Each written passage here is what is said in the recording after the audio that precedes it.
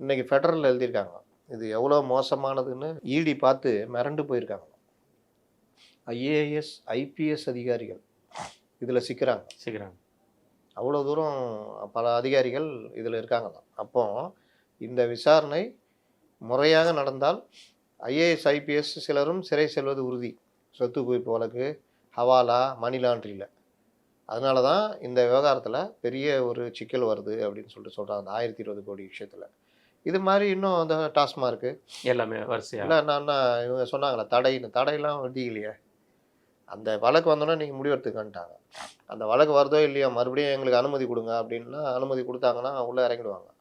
அப்புறம் ஒன்றும் இருக்க பத்திரப்பதிவு எல்லாமே வரிசையாக வர எல்லாரும் கேட்குறது ஏங்க பத்திரப்பதிவு சைடே வரமாட்டேங்கிறாங்க. பல அதிகாரிகள் டபுள் டாக்குமெண்ட்டில் சிசிபியில் மாட்டி அவனுங்க பல அதிகாரிகள் மேலேயே எஃப்ஐஆர் இருக்குது. ஏன் இன்னும் இடி இதிலெல்லாம் வரமாட்டேங்குதுன்ற மாதிரிலாம் அந்த துறையில் இருக்கிற ரியல் எஸ்டேட் துறையில் இருக்கிறவங்களாம் கேட்குறாங்க.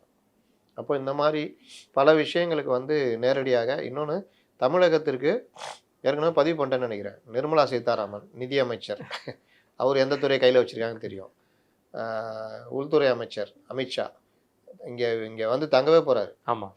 அப்போது இவர்களுடைய நேரடி கவனம் தமிழகத்தை நோக்கி திரும்புது. அண்ணன் கே நேரு அவருடைய மகன் திருச்சி பெரம்பலூர் எம்பி அருண் நேரு அவர்கள் நிர்மலா சீதாராமன் அவர்களை சந்திச்சு உறவுக்கு கை கொடுப்போம், உறவுக்கு கை கொடுப்போம், உரிமைக்கு குரல் கொடுப்போம், இருக்கிற வரைக்கும் ஓட்டுவோம், பிரச்சனை ஆனாலும் காலில் விழுவோம். அதுதான். அதாவது கலைஞர் காலத்துல இருந்த நேருவின் மகளே வருக சர்க்காரியா கமிஷனை தள்ளி வைப்பு அந்த மாதிரி. இதுல ஒரு பக்கம் அண்ணன் என்னன்னா சீர்காழியில போயிட்டு ஒரு இது வேற பண்ணியிருக்காரு, பூஜை வேற பண்ணியிருக்காரு, பரிகார பூஜை வேற அண்ணன் கே நேரு அவர்கள். அது இனிமேல் தான் 44 லட்சம் 88 லட்சம் கொடுத்தாதான் தீர்மானம் பாரு அப்படி இப்படின்னு. அப்போ இதுக்கே 44 லட்சம்னா பார்த்துங்க இவங்களுடைய பரிகாரம்லாம் எப்படி இருக்கும்னு. வேற பரிகாரம்லாம் பண்ண பார்ப்பாங்க. எல்லா பரிகாரத்தையும் மீறி தான் சில நியாயங்கள் சில இதெல்லாம் வெளியே வரும். சொல்ல முடியாது. அரசியல் தான் பல இதை தீர்மானிக்கும்.